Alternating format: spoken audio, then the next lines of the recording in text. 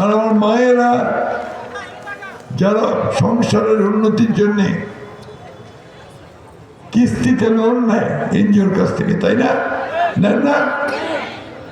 তারপরে কিস্তি শোধ করতে না পারলে তখন আরেকটা এনজিওর কাছ থেকে নেয়। এইভাবে ঋণ বাড়তে থাকে। তারপরে না হলে তখন ওই এনজিওর ভাইটা এসে মুরগি, ছাগল নেয়, গরু নিয়ে চলে যায়। ঠিক তো? আমাদের নেতা তারেক রহমান সাহেব বলছেন যে এটা বন্ধ করার জন্য তিনি 1 বছরের কিস্তি তিনি সরকারের থেকে শোধ করে দেবেন। আর আমাদের শিক্ষিত বেকারের সংখ্যা অনেক, প্রায় 4 কোটি। এখন একদিনে তো এই 4 কোটির কাজ দেওয়া যাবে না, যাবে কে? এই জন্য তিনি বলছেন যে আমরা 1.5 বছরে 18 মাসে 1 কোটি শিক্ষিত ছেলেমেয়ের আমরা কাজের ব্যবস্থা করব, তাদেরকে সমাজ করতে হবে। এগুলো তখনই সম্ভব। প্লিজ ভাইয়া একটু নেবে, আমার গলা দেখছো না কত খারাপ? বলো। এখন এই দল যে দলের উন্নয়ন করেছে অতীতে পরীক্ষিত, আজকে বাংলাদেশের যে অর্থনীতির ভিত এটা তো তৈরি করে দিয়েছিলেন শহীদ প্রেসিডেন্ট জিয়া রহমান। গার্মেন্টস এবং বিদেশে শ্রমশক্তি রপ্তানি করে, তাই না? এবং এরপরে যত উন্নয়ন যা কিছু ভালো সবই অর্জন হচ্ছে বাংলাদেশ জাতীয়তাবাদী দলের বিএনপি। সংস্কারের কথা বলে, এই সংস্কার আমরাই শুরু করেছি। শহীদ প্রেসিডেন্ট জিয়া রহমান একদলীয় শাসন ব্যবস্থা থেকে বহুদলীয় শাসন ব্যবস্থা নিয়ে এসেছিলেন, তাই না? Multi party system. এবং এই যে পত্র পত্রিকা গণমাধ্যমের স্বাধীনতা, এটা শহীদ প্রেসিডেন্ট জিয়া রহমানই করেছিলেন। আর আমার নেত্রী দেশনেত্রী বেগম খালেদা জিয়া তিনি প্রেসিডেন্সিয়াল ফর্ম অফ গভর্নমেন্ট থেকে পার্লামেন্টারি ফর্ম অফ গভর্নমেন্ট করেছিলেন। অর্থনীতিতে এই যে সরকারের আয়ের উৎস ভিএটি, ভ্যাট, এটা আমাদের নেত্রী দেশনেত্রী বেগম খালেদা জিয়া সাইফুর রহমানের সময় হয়েছিল। সুতরাং যা কিছু ভালো সব কিছু কিন্তু করেছে বিএনপি। বিএনপি পরীক্ষিত রাজনৈতিক দল।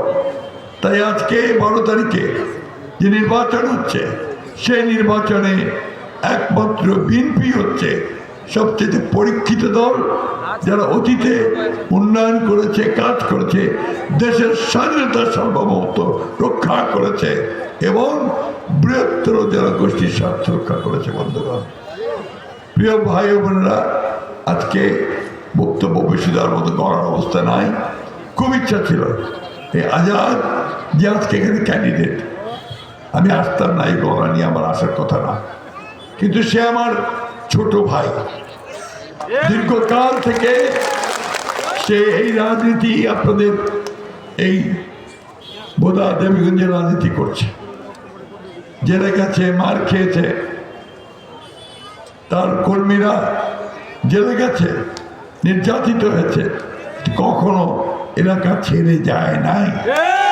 প্রতিটি মুহূর্তে সে আপনাদের সঙ্গে থাকছে, তাই না? এই যে আপনার 5ই আগস্টের পরে সবাই ভয় করছিল, না জানি কি হয়, বোধহয় হাজার হাজার লোক মরবে, একটা লোকও কি মারা গেছে?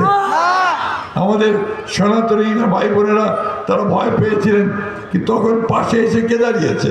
এই আজাদ দাঁড়িয়েছে, ঠিক না?